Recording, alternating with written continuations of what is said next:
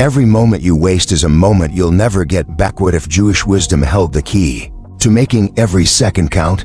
Shalom and welcome. I've sat with you in spirit for many weeks now, and today I want to speak about the single most valuable currency you possess.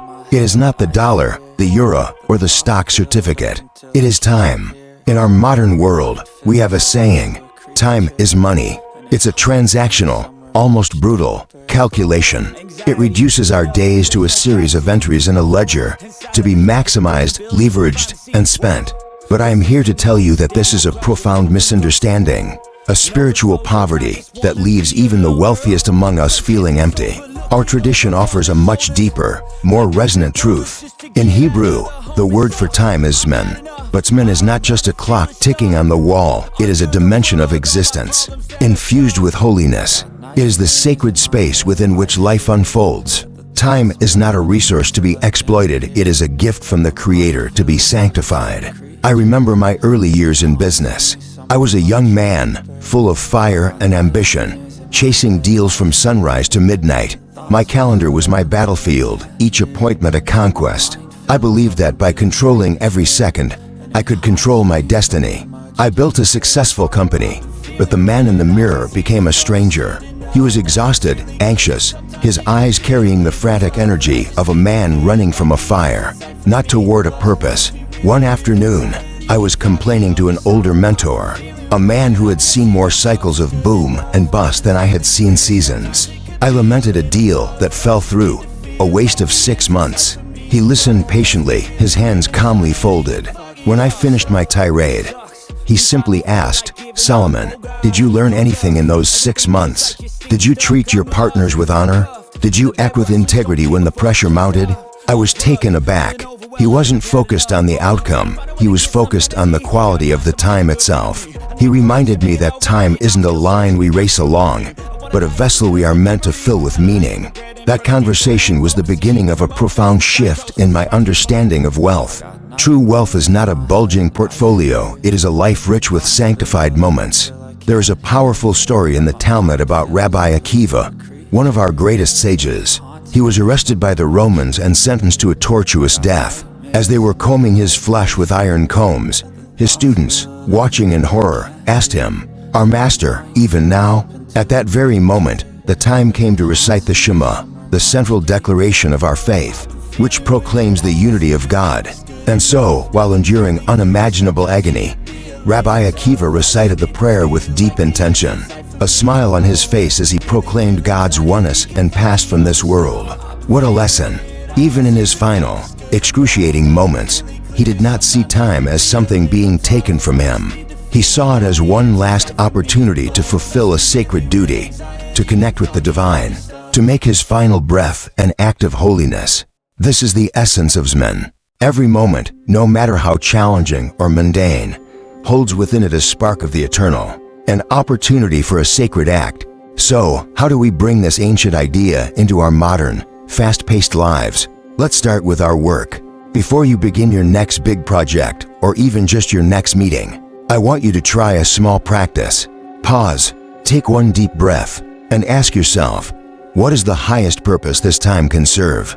How can I use this next hour not just to be productive, but to create value, to build connection, to act with integrity? This isn't about adding another task to your to-do list, it's about elevating the tasks already there. You shift from being a manager of minutes to a steward of sacred moments. Allow me to leave you with a question to carry into your week. When you look at your calendar, do you see a list of obligations, or do you see a tapestry of opportunities to create, connect, and contribute? Are you merely spending your time, or are you investing it in a life of meaning? We have established that time, or Zman, is not a mere commodity but a sacred vessel. This is a beautiful philosophy, but without practice, it remains just that, a lovely idea that gathers dust on the shelf of your mind. Jewish wisdom, however, is not a tradition of abstract belief, it is a tradition of action, of deeds, of rituals that transform the philosophical into the experiential. These daily, weekly, and lifelong practices are the spiritual technologies that allow us to take the grand concept of sacred time and weave it into the very fabric of our being. They are the anchors that hold us in the holy present, preventing the currents of distraction and anxiety from carrying us away. Let me tell you about a mentee of mine, a brilliant woman named Sarah, who was the CEO of a rapidly growing tech firm. When she first came to me, she was the picture of modern success, sharp, driven, and utterly exhausted. Her phone was a tyrant, buzzing with an endless stream of demands from the moment she awoke until she collapsed into bed. She described her life as a blur, a frantic race from one crisis to the next. She felt she was losing time, that it was slipping through her fingers like sand. She asked me for a new productivity system, a better app, a way to cram more into her day.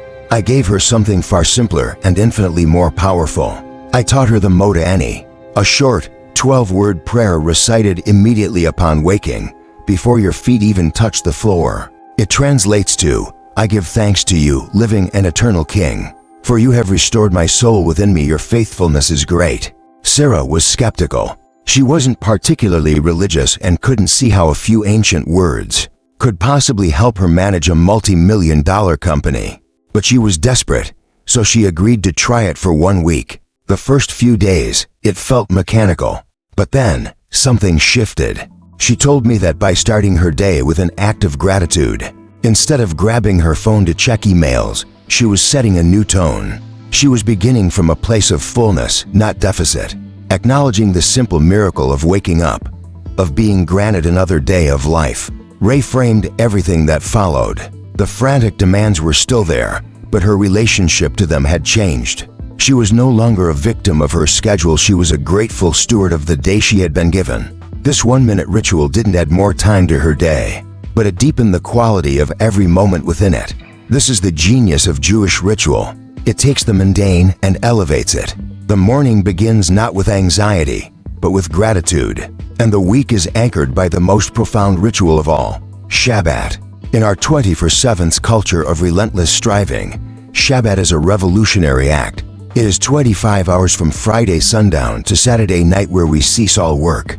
We put down our tools, turn off our screens, and stop doing in order to simply be. The great thinker Abraham Joshua Heschel called Shabbat a cathedral in time. It is a sanctuary we build not with bricks and mortar, but with intention and restraint. For the entrepreneur or the executive, this can feel terrifying. To disconnect completely, to stop producing, but this is not lost time, it is the most productive time of all. It is the fertile silence where true creativity is born. It is the deep rest that restores the soul. It is the dedicated space where you reconnect with your family, your community, and your own inner voice, the voice that is so often drowned out by the noise of the world. You don't have to observe Shabbat in a traditional way to benefit from its wisdom. You can create your own weekly sanctuary. Block out a 24-hour period. No email, no work calls, no screens. Read a book, walk in nature, have a long, unhurried meal with people you love. The goal is to stop seeing time as a resource to be managed and start experiencing it as a presence to be enjoyed. These are not luxuries, they are necessities for a life of depth and meaning. From the first grateful breath of Modeh to the sacred pause of Shabbat, these rituals are your tools for sanctifying time. So, I ask you to consider, what would it feel like to begin your day with gratitude instead of anxiety? And if you were to build a cathedral in time for yourself each week, a sanctuary free from all work and digital noise, what essential truths about your life, your work, and your soul might finally be revealed? We have spoken of time as a sacred gift and of rituals as the tools to honor it. But we must be honest. There are powerful forces that conspire to rob us of this gift. I call them the time thieves. They are procrastination, distraction, and the spiritual lethargy that convinces us to trade moments of meaning for hours of mindlessness. These are not mere character flaws or failures of discipline. They are symptoms of a deeper ailment, a disconnect from our own purpose. When we don't know why we are doing something, we will find 1,000 other things to do instead. The ancient Jewish ethical tradition of Mussar provides a powerful antidote. Mussar is not about grand theological debates, it is a practical, psychological, and spiritual system for cultivating the traits, or midat, that lead to a balanced and holy life. To combat the time thieves, Mussar offers us the trait of Zerizut. This is often translated as alacrity or enthusiasm, but it's more than just moving quickly. Zerizut is the focused, joyful energy you bring to a task that you know is important. It is the opposite of procrastination's heavy dread. Procrastination flourishes in the soil of ambiguity and fear. Zerizut is the fruit of clarity and purpose. It is the swiftness of a parent running to comfort a crying child, or the focused intensity of an artist lost in their work. There's no hesitation, because the value of the action is self-evident. I remember a period in my life, long after I had achieved what the world calls success. I had the money, the businesses, the respect, but a strange emptiness had crept in. I found myself wasting entire afternoons on trivial matters. I would rearrange the books on my shelf, research irrelevant topics, anything to avoid the truly important work that was calling to me, the work of mentorship, of study, of deepening my own spiritual life. I was procrastinating on my own soul. It was my deep dive into Mussar that saved me. I began to practice Zerizut. The practice was simple. Each morning, I would identify the one task that was most vital to my true purpose, not just my business purpose, but my soul's purpose. It might be a difficult conversation I needed to have, a chapter of a dense philosophical text I needed to study, or a letter of encouragement I needed to write. I trained myself to do that one thing first, before the distractions of the day could take root. This practice rebuilt my days around a core of meaning. The procrastination didn't vanish overnight, but its power over me dwindled, because I was now armed with a compelling why. The key is to anchor your day with what our tradition calls mitzvot. A mitzvah is a commandment, but its deeper meaning is a point of connection. It is a sacred deed that connects us to God, to our community, and to our highest selves. While there are 613 formal commandments in the Torah, you can define your own personal mitzvot. These are the non-negotiable actions that align with your core values. Perhaps your daily mitzvah is to spend 20 minutes in focused, creative work before opening your email. Perhaps it is to make a call to an elderly relative, or to perform a deliberate act of generosity. Tzedakah, without seeking recognition. When you build your day around these points of connection, they become anchors. The endless, tempting sea of digital distractions, the social media scrolls, the news alerts, the meaningless videos loses its pull. Your day now has a gravitational center. You are no longer just reacting, you are acting from a place of intention. I invite you to conduct a small experiment. Become an accountant of your own time for just one day. Identify your personal time thieves. Is it the endless scroll? The news feed? The tendency to get lost in unimportant details? Be honest and unflinching. Then, choose just one of these thieves. And for the next week, every time you feel the urge to indulge in that habit, consciously replace it with one of your personal mitzvot, a small, pre-planned act of purpose. Transform a moment of potential waste into a moment of sacred connection. This is how you reclaim your time, one intentional act at a time. This path is not about perfection. It is about awareness and a gentle, persistent effort to align your time with your values. So I ask you, what important work are you delaying? Not because it is difficult, but because you fear the responsibility that comes with its completion?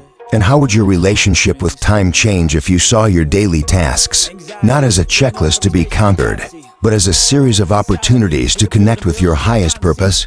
Comment below with one habit you'll change this week to honor your time, and subscribe for more ancient wisdom you can use every day.